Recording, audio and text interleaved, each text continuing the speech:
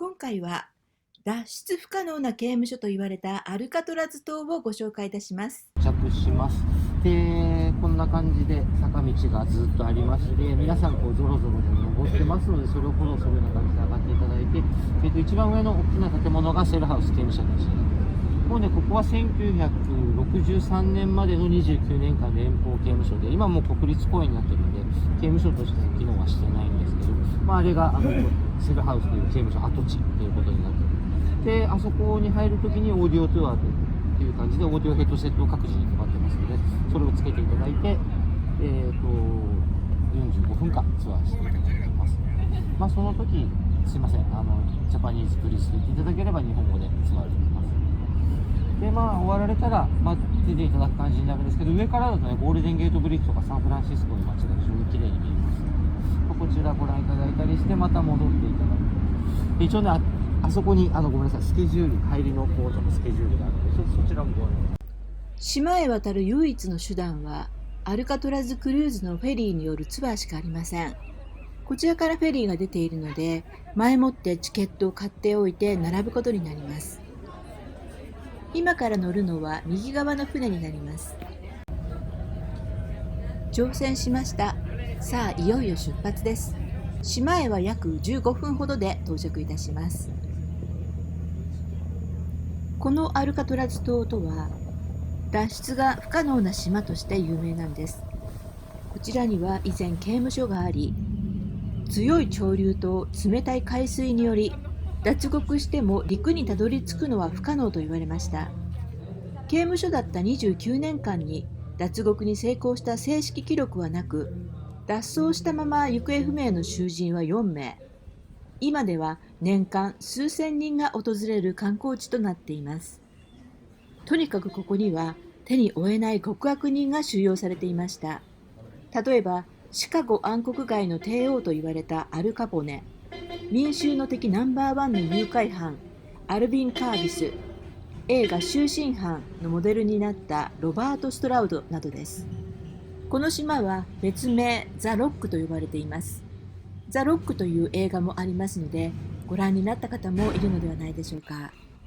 この刑務所で支給されるものは、衣服、食料、寝起きの場所、並びに医療のみ。その他のものはすべて特典とみなされます。非常に厳しい牢獄生活というイメージが持たれると思いますが、実際には掃除が行き届き、食事も良かったと言われているんですね。さあ、こちら、いよいよ中に入っていきたいと思います。中に入ると、まずオーディオガイドを受け取ります。自分の言語を係員に言うと、その言語に合わせたオーディオセットがもらえるんですね。そのオーディオガイドを受け取る場所は、囚人たちのシャワー室になっているんです。このようにまず着替えるところがあって、この先にたくさんのシャワーが見えてきます。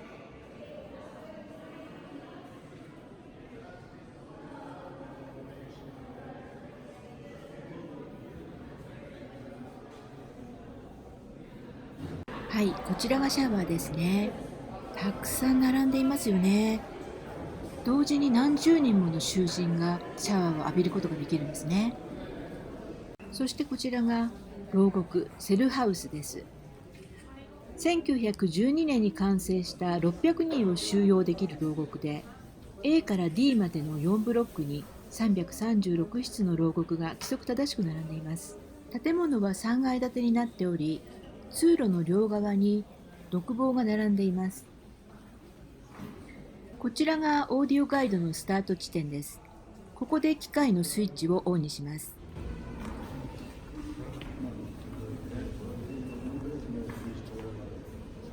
するとイヤホンを通してガイドを聞くことができるんですね。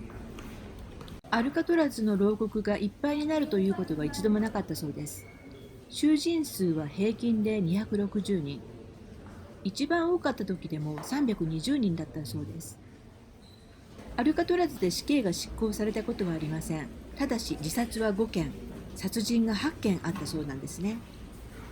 囚人は強制されて危険人物で亡くなるまでアルカトラズにいるという規則で、その期間は平均して8年から10年だったそうです。独房はとても狭く、トイレと簡単な洗面があるだけです。そこにベッドを入れて過ごすわけですが、かなりきつかったようですよね。もちろんここはホテルなんかじゃなくて刑務所なんですから、それは仕方がないことです。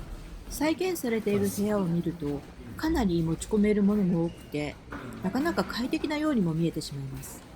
刑務所生活の中で危険な時間帯というものがあるそうなんですね。それはいつだと思いますか？それは食事の時なんだそうです。フォークなどが凶器になってしまいますからね。なかなか過ごしやすそうに見えるんですが、やはり脱走を企てる囚人たちは多かったようなんですね。脱走する囚人を見張るために監視塔があり、狙撃の体制が整えられていたそうです。牢獄の壁に穴を開けて外に出て、海を渡ってサンフランシスコの街に出ようとしても、島からは海が非常によく見渡せるんですよね。なので泳いでいたらすぐに見つかってしまうと思います。そしてこちらは運動場です。囚人たちはこの運動場に出て運動することができたんですよね。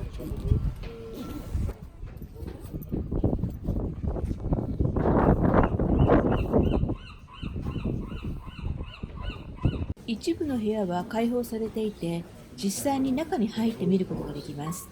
中に入ってみた感想は、ひんやりとしたコンクリートの感覚、それと狭いところに閉じ込められているというちょっとした恐怖感がありますよね。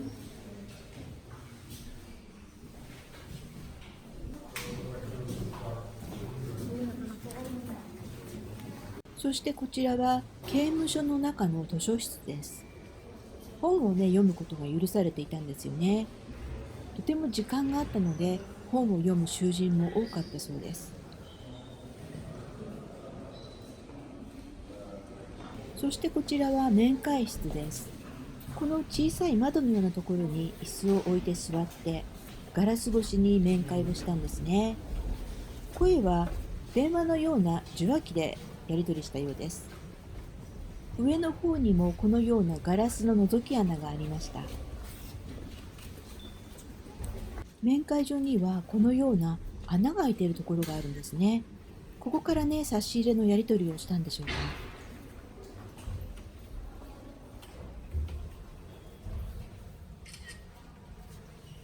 こちらは面会所の裏側になります。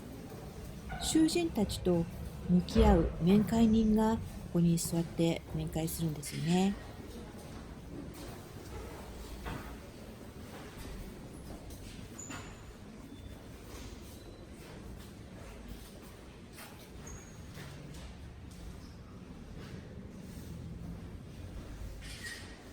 こちらの写真で面会している時の様子が伺えます。こちら刑務所の外にある刑務所所長の家です。これだけでもすごい豪邸だったことが伺えますよね。アルカトラズ島からの眺めです。サンフランシスコの街がよく見えますよね。とても景色がいい場所なんです。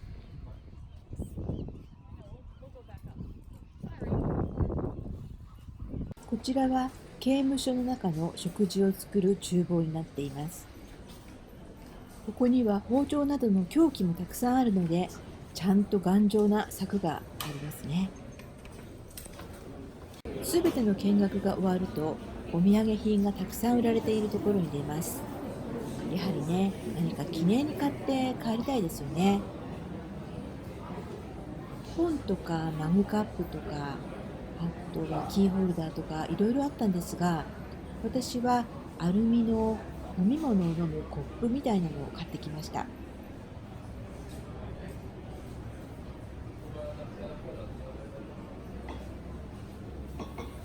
こちら実際に使われていたものが展示されていました。